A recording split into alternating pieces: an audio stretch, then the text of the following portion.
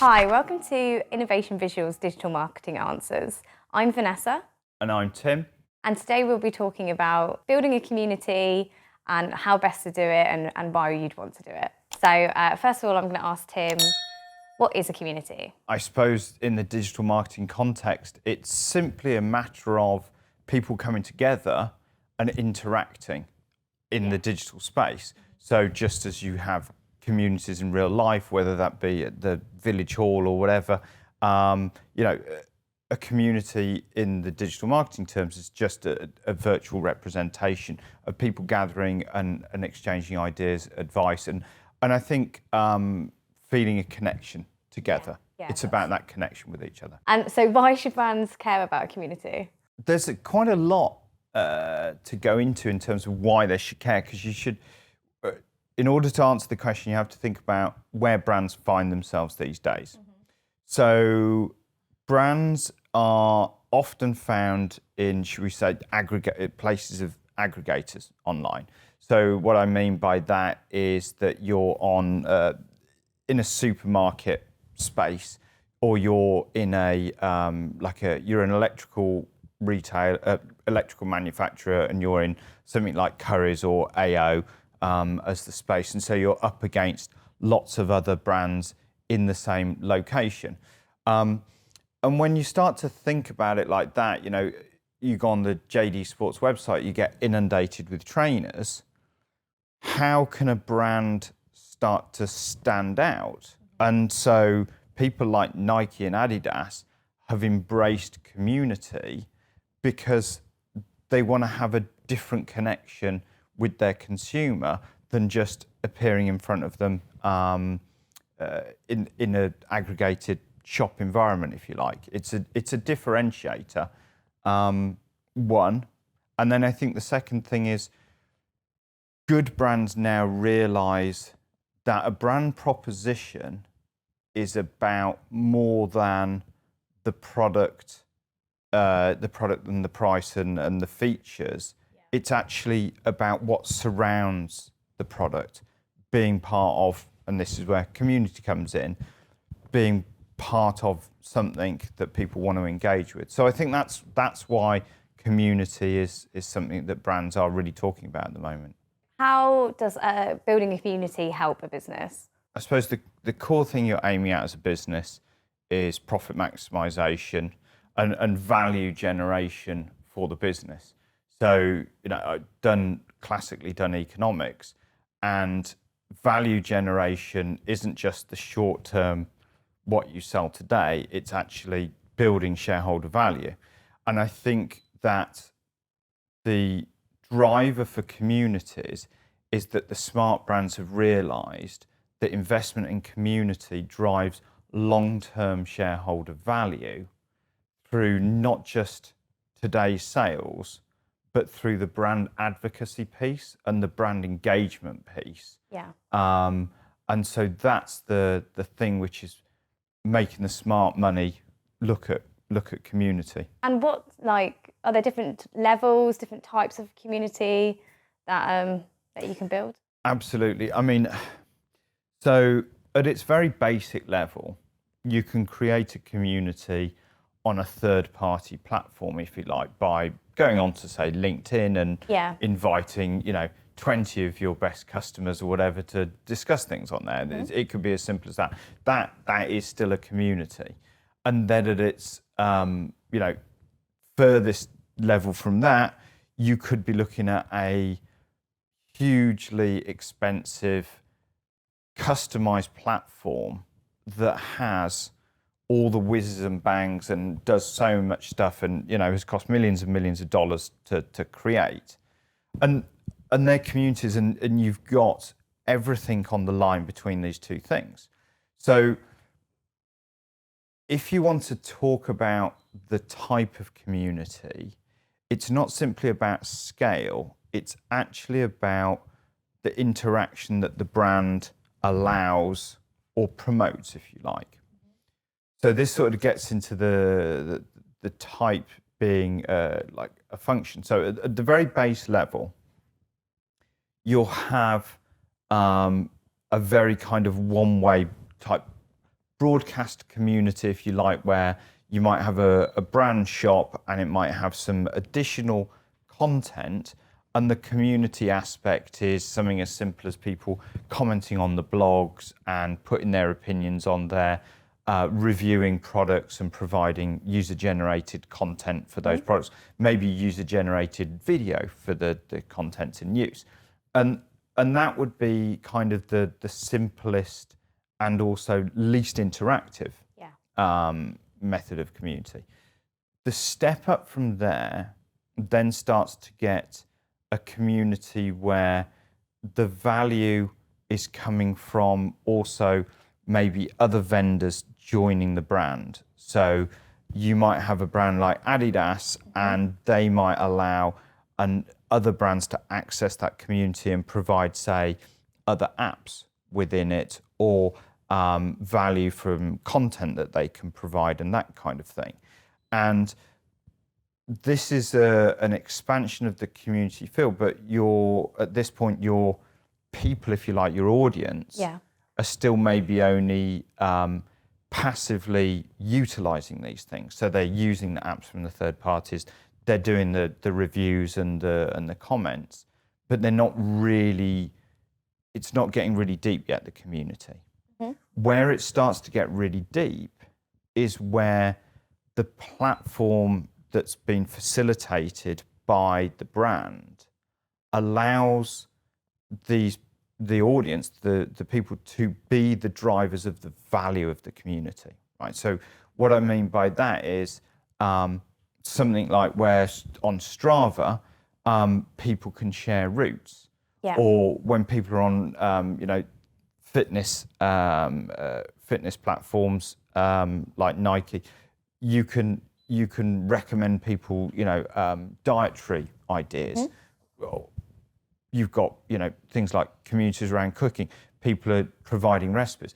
All of a sudden, the community's value is now in the content that the audience is providing, if you like, not the brand. And the brand now becomes more like the guardian angel over the top, and the provider of the structure. But they're not focused on being the primary driver of putting the reason to come there. The reason to come there is the other people that are there doing things. And I think that is your kind of, if you like, your scale of level of community, because I think that we'll see some of these platforms really almost stretching outside of like the original remit maybe of the brand. That doesn't mean that they're not serving the brand. But if you look at something like Lego ideas, I'm sure you're a big Lego fan. But interestingly, Lego has got this huge cult following, and the Lego ideas community is full of people who not only build with Lego, but they are taking a huge amount of time to provide plans and instructions to other members of the community to then build these amazing creations that they can do. But then the interaction develops because people are then posting pictures of them building the thing that somebody else showed them how to build, and then people are commenting on them building this thing that they've got from somebody else, and you can see how that becomes like just a really positive snowball of interaction. And it's a similar thing on things like the Bosch DIY and garden platform, where that community, people are posting pictures of what they're doing, and okay, they might use some Bosch power tools along the line, but actually it's grown way beyond there, and people are posting images of flower beds and things like that, and then people are commenting on that and suggesting plants, and there's no power tools in sight, but Bosch is still benefiting massively because you've given them somewhere where these people that are their customers or could become their customers find joy. And I suppose that's the human nature of community. And would you say that community is just for B2C businesses, or do you think, it could be for B2B businesses as well? I think that's really interesting because it's almost the untapped area, I think, that is something that could be explored a lot more. There's a lot of B2C communities developing out there. But B2B, it's still just as valid, if not more so. And there are a lot of, I would say, sort of micro communities building up. And I think you have to consider that if you are a B2B business, you're never going to get the numbers that you could get if you're a B2C, but that's okay. The measure of a good community is not numbers of people necessarily, it's the amount of interaction and the quality of that interaction. So I think absolutely B2B, it's great. And if you look, there's some great examples out there already. There's things like HubSpot.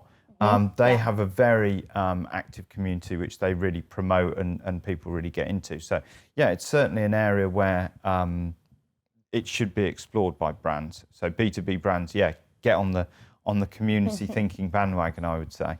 Yeah, and I think with B2B businesses, especially like software, if you do have issues or, it's likely that another user is going to have the same issues, and then you can see how someone else has, solved something or found a workaround for something. So yeah, it is valuable. Yeah, it's interesting that you bring that up because that's like the traditional forum things where people have congregated. I suppose you can build off the back of that. If you've already got something like that as a B2B brand, you could probably extend it, could you? Yeah, definitely. So how would you build a community? Well, I think the thing you have to start with is thinking about the value for the audience. Start with that because you need to make sure that what you're doing is constructing something that they're going to want to be part of, right? So don't start with the what's going to be my platform or start with the how can we sell more stuff. If you're going to truly build a successful community, start with the who are our audience, who are those personas, what would they like to do and how do we think they would like to interact? Because it could be if you're a relatively small brand, then you might think, well, lots of my audience are on LinkedIn all the time. That's their platform of choice. Therefore, what they might want to do is they might want to discuss points in a relatively flexible manner there or whatever.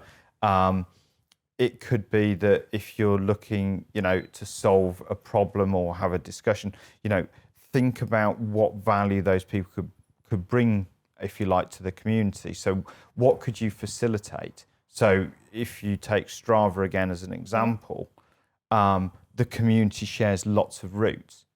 And because the community want routes, if you're a cyclist or a runner, there's nothing better than going to an area and having a look and actually going, okay, I want to do a 30k bike ride today and I want to do it off-road.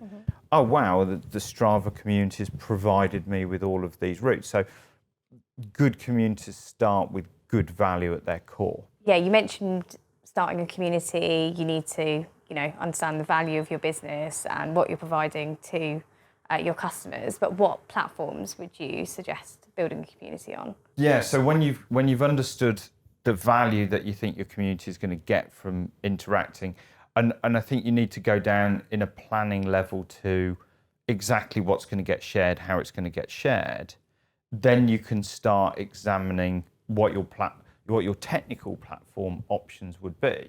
Because I've already mentioned at the very simplest sort of form, you can piggyback on something like Facebook or something like LinkedIn to start to create simplistic kind of communities and interactions. But if your idea is for something very custom, very sophisticated, you're going to have to effectively look to develop that relatively from scratch, I would say, and then have to think about how that's going to actually facilitate. Is it going to be just an app or just a website or both? There are some really interesting platforms out there which kind of sit in the middle ground to allow you to own much more of the interaction. Because one of the things I would say is, if you're a significant brand, investing to get lots of people in your community, but on a third-party platform like Facebook or LinkedIn, Yeah. you will probably eventually run into a position where you're limited by what the platform can do, but also remember, look at the T's and C's. What do you actually own in that community? How much do you actually really own about it? And that can have limiting factors from a commercial basis. So there's some platforms that now allow you. So Mighty Networks is a good example. So you can have Mighty Networks is a SaaS platform, so you can pay and you can create a community where people can come in, and that's got a lot more features, and you're going to have much more controllability, and you're going to own the data which is within there. You can run virtual events straight off it. There's different, there's the technology to start things like chat areas and different subjects and stuff like that. So out of the box, that's a really good solution. So rather than starting with something like a Facebook or a LinkedIn group, you should probably, if you're serious about community, that's probably your starting point. But as I say, your endpoint could be tens of millions of dollars. Yeah. If you look at things like the Nike platform, I mean, it's going to be a costly undertaking, but then the ROI is going to be pretty big from it. So you mentioned some considerations to think about when building a community, but can you see any problems with managing a community? I think you're absolutely right to highlight that. I think it's a much bigger challenge for the brands to think about the management of that in a way that's going to work for their users and work for the brand, because the point of the community is that the participants are the ones who are providing the value, that are interacting, that are submitting content, that are writing on their images and all of that. And all of a sudden, if you've got people putting stuff on your platform, you have a duty of care to those people on the platform, as well as any legal obligations. Yeah. To make sure what's going up there is right. And you need to make sure that it's not going to be damaging to the brand. Because, if you're Lego running the Lego ideas, you don't want, somebody to be posting plans to create some phallic or rude thing, and kids go on there and find it, that's inappropriate content. But inappropriate content that's a really obvious one, but at what point, if there's a debate between participants, do you step in and moderate it? You need to have clearly defined rules, and you need to have defined methodologies for dealing with this. The last thing the brand needs is for something to go unchecked for a weekend when somebody said something really outrageous, and the platform doesn't react by removing it, and you'll just get a terrible negative snowball. And the difficulty for a brand looking at community is the best, most powerful communities that provide that shareholder value, that advocacy, that love for the brand are the ones that have the most interaction. And by that nature, the ones with the most interaction are going to be the hardest ones to police. Yeah, definitely. Would you think that, a company should almost monitor their community like 24/7? I would say so, yeah. Yeah. I think you have to, because there are idiots out there. I mean, there are malicious idiots and there are just stupid idiots, but the world is like that. And you could have a wonderful community with thousands upon thousands, if not millions of participants in there. But unfortunately, you have to, if you like, legislate for the bottom run of the ladder.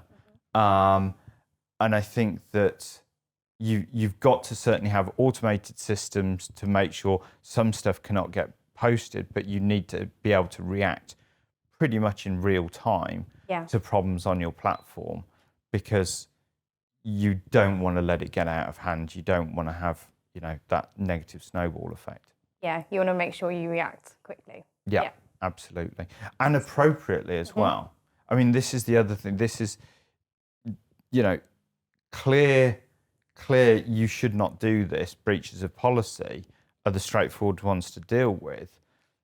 But, you know, where you get into grey areas and things like that, you've got to, as a brand, have very clearly defined lines and maybe even like use test things and say, okay, is this appropriate? Is this not appropriate if this was to go up on our site? And make that really clear, because you don't want to be dithering. So yeah, and I suppose for most brands, they will err on the side of caution anyway. So Yeah, I guess especially at the beginning. yes, for sure. Cool. So we've spoken about how to build a community, like why you should build a community, and you know what platforms and problems there could be. Yeah. What would you say the next steps are if someone actually, you know, needed our help or they wanted help with building one? Yeah, I think if somebody's watching this video and they're thinking, do you know what, you know, and they might have thought, well, we're B2B, it might not fit, or we're slightly obscure, I'm not sure. And having watched this video and start to think, oh, right, interaction and people posting, I could see people posting content about this and that in our area, that could be really good. The first thing to do is you've got to get senior level buy-in. Like, this is not a marketing project on its own. It has implications, not just if on the negative side, but also on the positive side. You need to have support right at the senior level of the business. So in order to get that, the first thing to do is to really map out what the community is going to look like, how it's going to be, what's the value that we talked about that at the start. You need to really make that clear, and then what's going to be the mechanics. So, you know, we can help talk to people to put together that value document, but almost there's a pitch deck there to go to the very senior management and say, we think you should invest the time, effort, and headspace in creating a community for our audience, customers and prospective customers, and here is the pitch as to why this is going to make great sense to you and it's going to deliver lots of shareholder value. So how would you wrap this video up? People have to realise that we've only talked about it in quite superficial, top level sort of nature. You know, we've not dug down into detail of platforms, detail of value. We've name dropped a few good examples, things like HubSpot and B2B and Nike, Adidas, people like that, that are doing good things. I would say that really to wrap it up, there is a big opportunity for people who engage the audience with a great community before their competitors do. Because if you look at things like Nike and Adidas, they're kind of fighting for the same people now in different ways, you know, but you need to think about moving relatively quickly. Don't just wait until your competitor does this and then find yourself going, oh, they're doing it, they seem to be really successful at it. Oh, let's do the same. Well, sorry, you might have missed the boat because people are already developing the value there. You're going to be playing catch up kind of thing.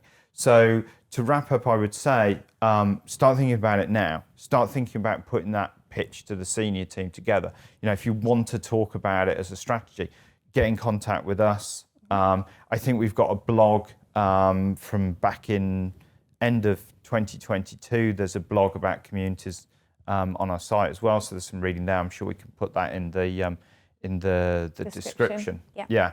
But yeah, start thinking about it because there's a lot of value to be had. And with things like the cookies going and the need for first-party data, I mean, we haven't really touched on all of the detail that can be there. There is a lot of value that can be driven from these communities if you run them right. I really do think that they're an untapped goldmine for brands. Cool. No, thanks, Tim. That was really interesting. Okay.